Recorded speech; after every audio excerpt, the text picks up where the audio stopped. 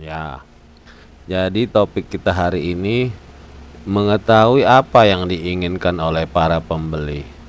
Para pembeli saat ini telah menciptakan perubahan-perubahan untuk semua bisnis. Misalnya mereka itu adalah perubahan yang dari skeptis, kepercayaannya menurun, cautious, hati-hati. Jadi sangat butuh lama untuk memutuskan. Tired of selling and sales pressure. Mereka muak dengan sales tekanan penjualan ya. Ataupun mereka sibuk, mereka ingin cepat dan mudah. Bahkan mereka confused, bingung. Nah, saat ini buyers itu memiliki banyak informasi yang dari internet, sehingga bisa membuat keputusan yang lebih baik. Karena tersedianya pasar global, katanya seperti itu ya kan. Nah, seperti kalian kalau buka ya ada yang masuk ya, kalau kita buka pasar Amazon, kita buka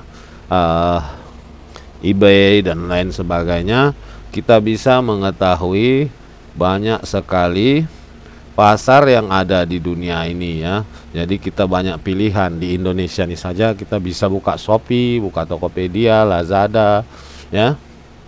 Nah, katanya di sini marketers have to create top of mind. Ini dia. Bagaimana menciptakan top of mind.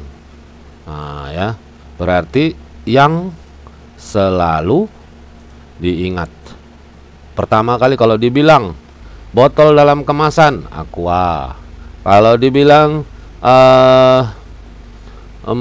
cat rumah umpamanya ya, Vinilex atau apalah yang diingat orang ya, kalau merek-merek. Jadi saking banyaknya informasi, kita harus membuat dia menjadi sebuah top of mind.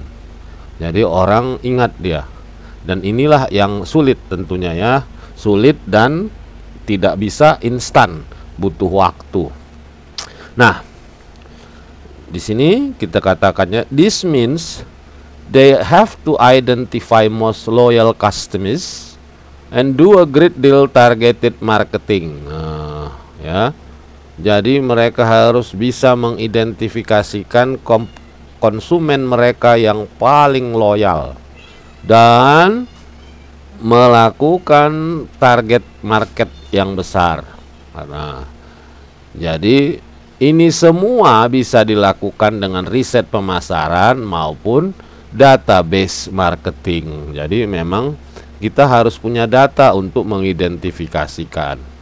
Ketika pemasar telah mengidentifikasikan pelanggannya, lebih sangat mudah untuk mencari pembeli dengan yang memiliki kesamaan profil atau tingkat loyalitas, ataupun pelanggan yang bisa menghasilkan untung.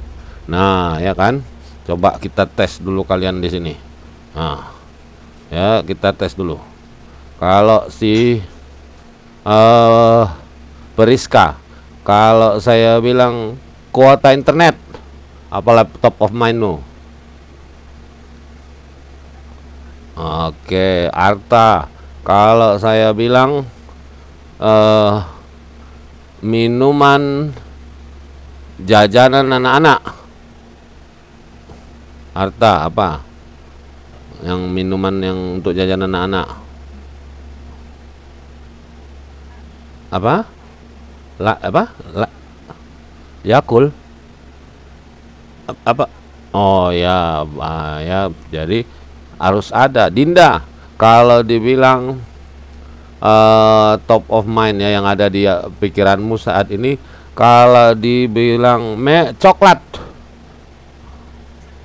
Oke, ya. Kalau Elin, kalau dibilang seperti ini, sepeda motor. Elin,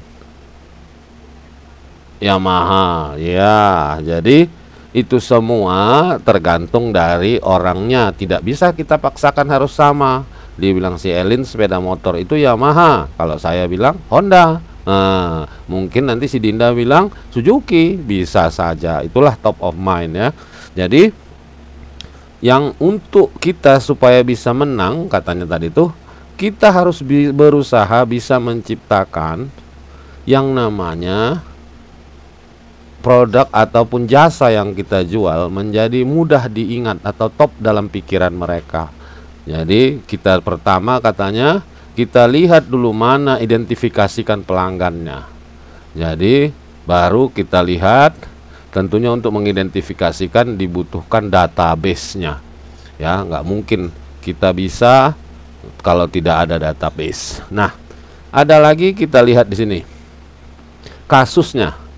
Best Buy goes lean. Nah, lean ini artinya kurus atau meramping. Jadi Best Buy with intense competition from competitors. Nah, Best Buy ini mungkin nama toko ini ya. Dengan adanya kompetisi yang tajam atau sengit dari pelanggannya, slash capital spending. Nah, jadi mereka memotong pengeluaran kapitalnya menjadi setengah. Nah, with buyouts and layoff. Nah, bagaimana caranya? Dengan melakukan buyout, layoff. Layoff itu pengurangan karyawan. Buyout ini apa ya? Tunggu ya, saya coba ya, kita buka chat GPT ya, kita tengok apa arti. Ada yang mau masuk, Talita. Nah, oke, kita lihat dulu apa arti dari buyout. Nah, kita lihat chat GPT dulu. Apa arti buyout dalam perusahaan? Nah, perusahaan. Buyout artinya pengambil alihan kepemilikan dengan cara membeli sebagian atau seluruh sahamnya ya. Jadi dia melakukan, berarti tadi kita ketahui dalam rangka perampingan, dia melakukan mungkin menjual dan lay off, bukan memecat ya. Lay off ini kayak merumahkan sebagian karyawannya. Nah, menekankan the suggestion of laying off demonstrate change of long held priorities. Best Buy ya, jadi kalau kita lihat cerita Best Buy inilah yang kayaknya sekarang kita lihat di negara kita ya kan, banyak kali apa istilahnya ya, penghematan katanya kan, anggaran ini kurang ya. Kalau saya lihat hal itu biasa saja karena perusahaan juga melakukan seperti itu ya. Kita lihat apapun itu, kita ini hanya penonton ya, macam mana mah. Tapi kalau di perusahaan yang kita lihat di sini, dia melakukan apa yang disebut dengan layoff. Nah, yang kita harapkan negara kita ini walaupun mau menghemat, tidak banyaklah orang kehilangan pekerjaan ya. Jadi dengan ini ada katanya di sini, dengan menjadi lebih ramping, Best Buy mempersiapkan dirinya untuk lebih kompetitif dengan realitas di mana konsumen telah menjadi more considerate, mempertimbangkan pengeluarannya, di mana ada diskon dan ada klub dari gudang-gudang menjadi kompetitornya ya. Jadi kita lihat, jadi katanya ini pun saya bingung, ada istilah efisiensi, ada istilah penghematan. Nah ya kan, nah coba kita lihat, coba kita suruh chat GPT dulu mencarinya. Jelaskan dengan singkat. Nah, di dunia singkat, di dunia bisnis ada istilah, nah ini efisiensi dan penghematan. Nah, ya kita lihat, nah, ya, nah, udah tanda seru. Nah, ya, Efisiensi berarti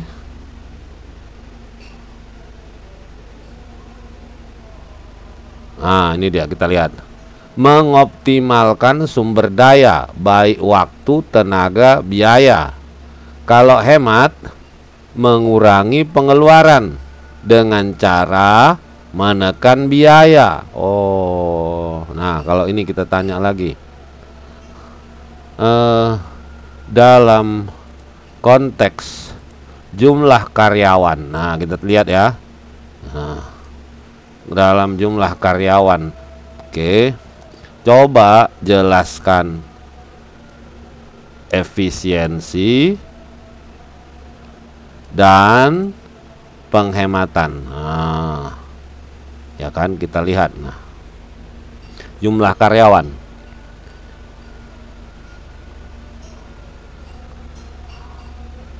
Kalau penghematan, ya ini dia ya. Jadi kita lihat. Ini kan kita lihat, kalau seringkali perusahaan supaya efisien, supaya hemat. Nah, kita perhatikan dalam efisiensi tujuannya itu meningkatkan produktivitas tanpa mengurangi jumlah karyawan secara langsung. Nah, ya.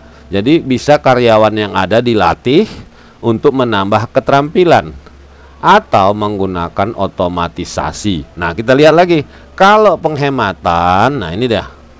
Berarti harus mengurangi jumlah karyawan. Ada PHK, mengurangi jam kerja, outsourcing ya. Jadi itulah contoh-contoh. Nah, sekarang kita lanjut supaya kita paham.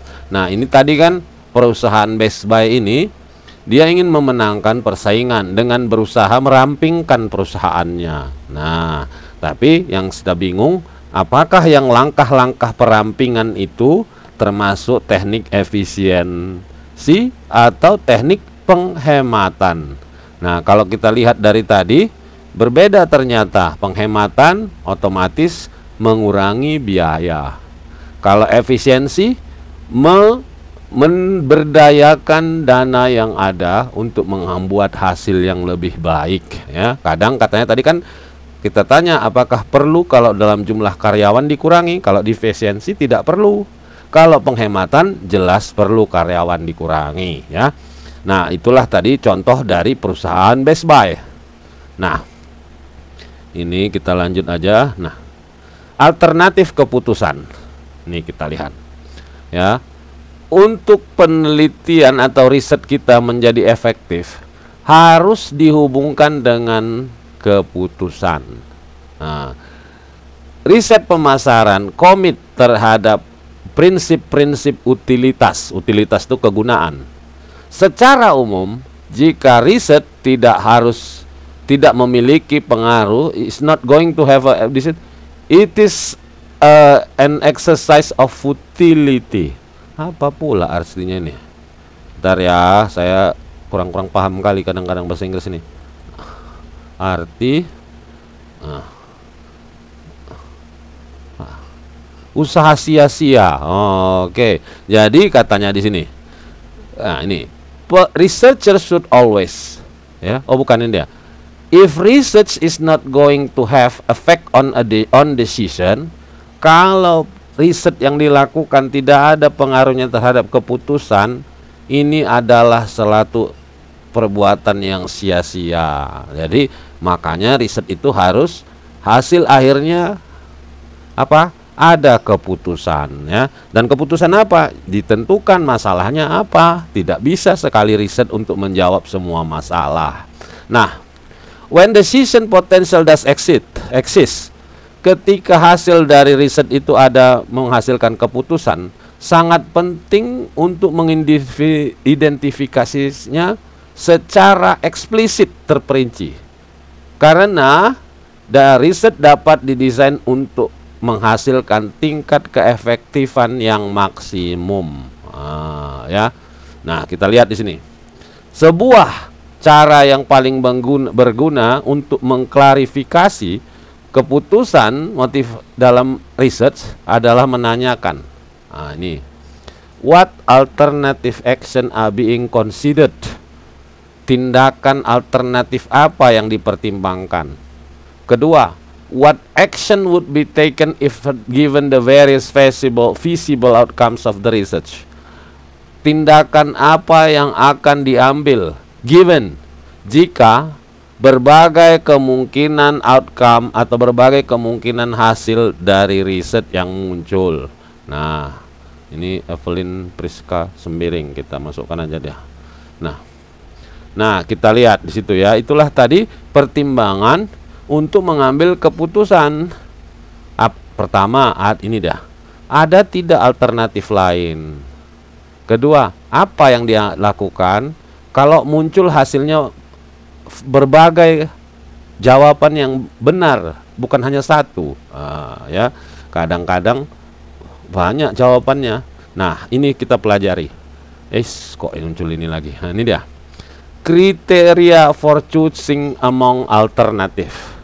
Jadi kayak tadi umpamanya seandainya satunya masalah, tapi kita riset timbul jawaban atau hal-hal yang banyak gitu. Mungkin satu jadi 3, satu bisa jadi 5 setelah kita adakan riset.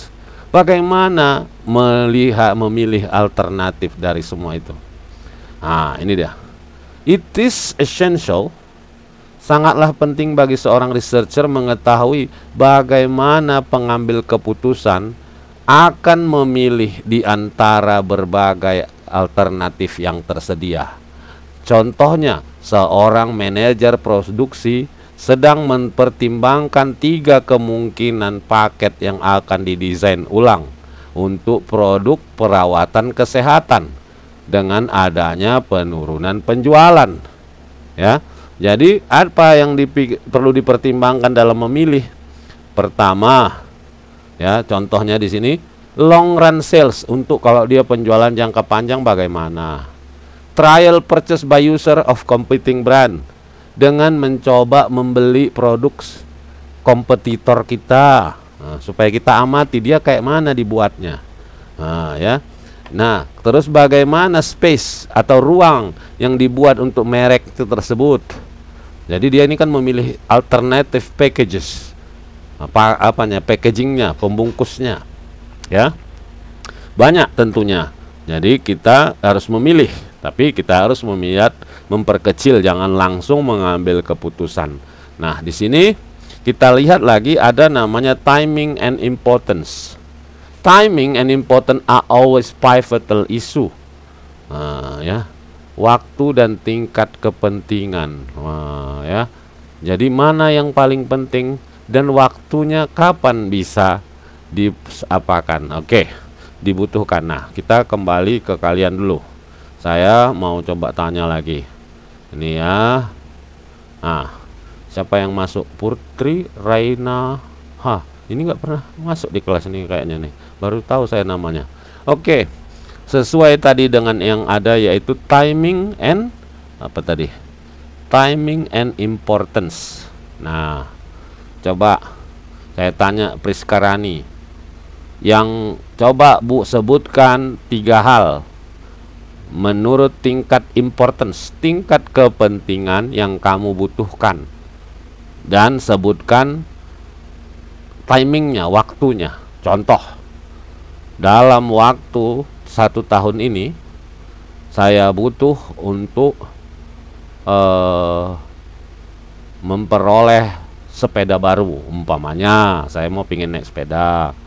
Nah, dalam waktu 6 bulan ke depan saya butuh memperbaiki sepeda yang lama. Dalam waktu dekat ini saya butuh untuk memberdayakan sepeda saya yang sudah tua untuk dijadikan dalam menjadi alat transport. Itu contoh tadi satu barang, sepeda. Jadi kan tingkat kepentingannya bagaimana dan bagaimana timingnya. Apakah timingnya untuk jangka pendek, apakah untuk jangka sedang atau menengah, ataukah jangka panjang?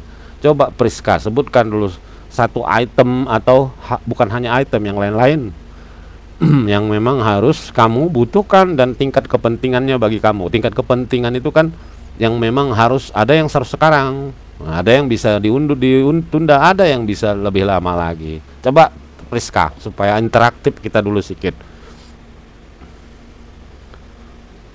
Atau Elin, coba ada yang satu aja benda, atau benda yang berbeda-beda juga nggak apa-apa. Bukan benda juga boleh. Umpamanya kamu pengen, bisa, cobalah. Tapi ada timingnya. Nah, coba.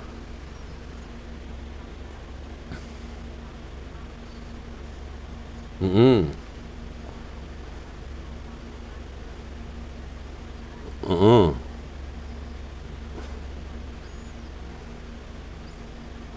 Oh gitu ya. Iya, nggak apa-apa, nggak apa-apa. Oke, jadi tingkat harus lihat ya, harus disesuaikan timing and importance. Jadi dari semua pilihan hidup, dari pilihan untuk mengambil keputusan tadi katanya, kita harus melihat juga tingkat kepentingannya, terus waktunya kapan gitu ya.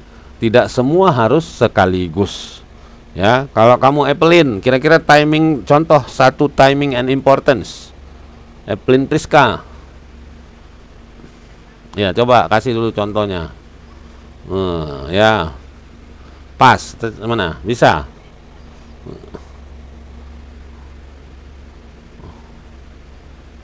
Oh, ya. Oh, oh, ya.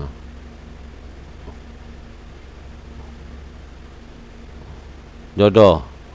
Ya, ya, oke. Ya, sekarang yang saya tanya dulu, Evelyn, kalian ini udah buat skripsi apa cuman ini semester kalian ini? Hah? Udah? Belum? Oh, oh iya, saya kira udah. Oke, Putri Raihana, Haihana. Ayo, coba, coba. Salah saya, salah juga nggak apa-apa.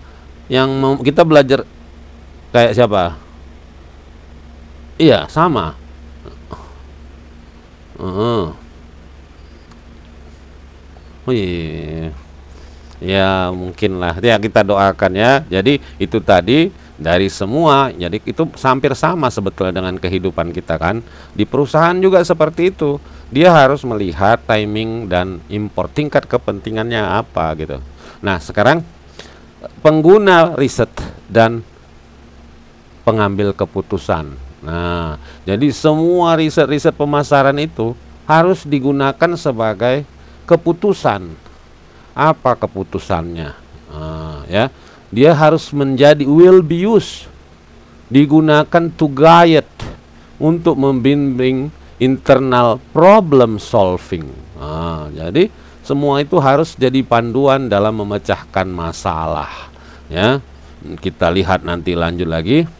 Nah, semakin meningkatnya riset pemasaran memasuki kehidupan domain publik, which introduce a new set of user who frequently have different criteria for evaluating result. Jadi semakin maju, jadi semakin banyak orang yang semakin sering menggunakan hasil riset dengan berbagai kriteria yang berbeda untuk mengevaluasi hasil dari research.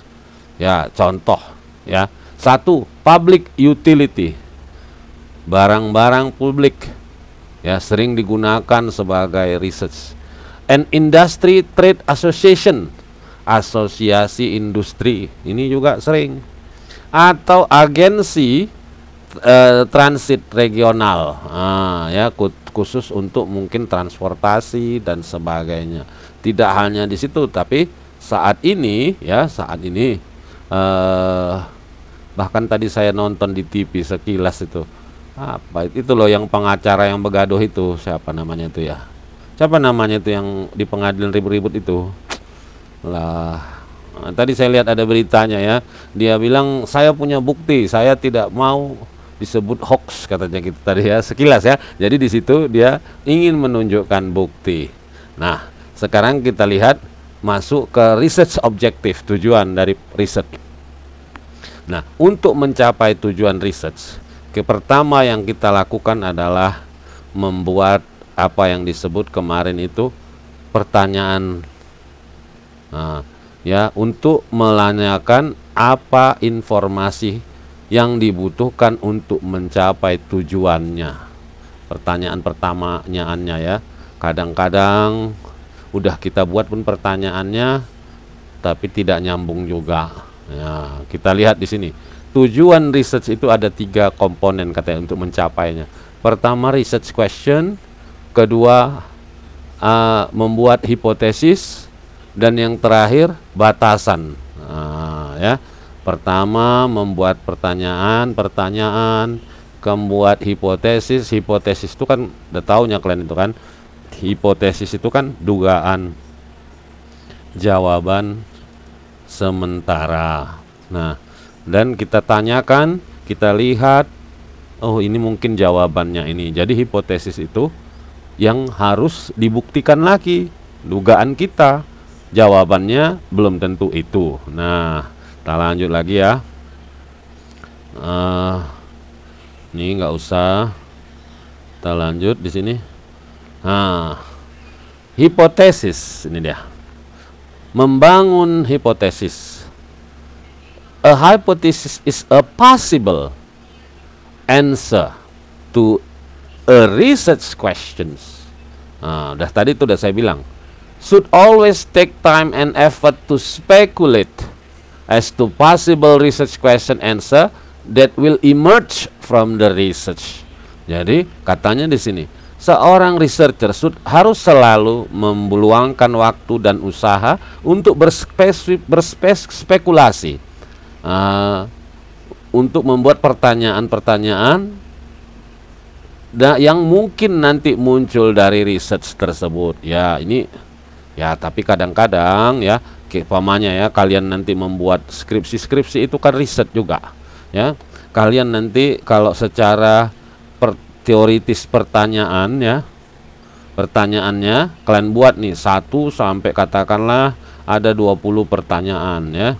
Nah, sebenarnya kalian taunya jawabannya tuh ya kan, tapi nanti waktu kalian turun ke lapangan, kalian tanyakan, kalian berdiskusi, kalian pasti akan menemukan ada nanti yang berbeda dengan jawaban yang memang seharusnya ya kan, pasti itu.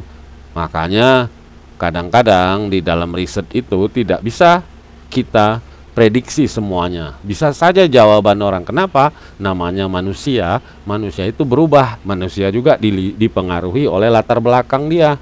Dalam bertanya, menjawab pertanyaan juga seperti itu. Tak bisa sama semua. Ya, jadi kita harus siap dengan adanya hipotesa atau hipotesis. Dugaan kita seperti ini. Tapi nanti di lapangan bisa saja ada 1-2 yang agak berbeda. Nah, ya, kita harus siap seperti itu. Dan itu kenyataan. Nah, kita lanjut lagi di sini. Nah, ada di sini pertanyaan. Nih, akankah iklan menarik perhatian? Hipotesanya, ya, iklan menarik perhatian. Nah, ya, tetapi, nah, ya kan, sebenarnya belum tentu iklan yang dibuat udah paten-paten, tapi menurut jawaban kita pasti menarik perhatian. Tapi setelah kita turun ke masyarakat belum tentu. Nah, ya, tapi hipotesis kita iya menarik perhatian, akan menarik perhatian. Ya, tapi lihatlah nanti tidak ada. Nah, bagian dari situ adanya kemarin kita lihat batasan. Nah, di sini ada riset. Nah, ini dia kan. Ini ada tujuan. Dari tujuan ditimbul pertanyaan. Baru ada riset objektif. Oh, riset tujuan. Macam mana ini? Oh, di kotak-kotaknya seperti ini ya. Pertama, dari tujuan untuk tercapai desain dari riset itu dibutuhkan pertanyaan. Baru dibutuhkan hipotesis. Pertanyaan dan hipotesis bisa dirangkai dengan untuk mencapai tujuan hingga akhirnya desain. Sumber-sumber untuk melakukan ini semua adalah 1 teori, 2 pengalaman, ketiga explanatory atau penjelasan. Ya, jadi seperti itu. Oke ya, udah paham, nanti kita lihat. Nah, ini masih banyak tapi agak capek kali saya hari ini ya. Kita stop dulu kok kayak gitu. Nah, ini dah.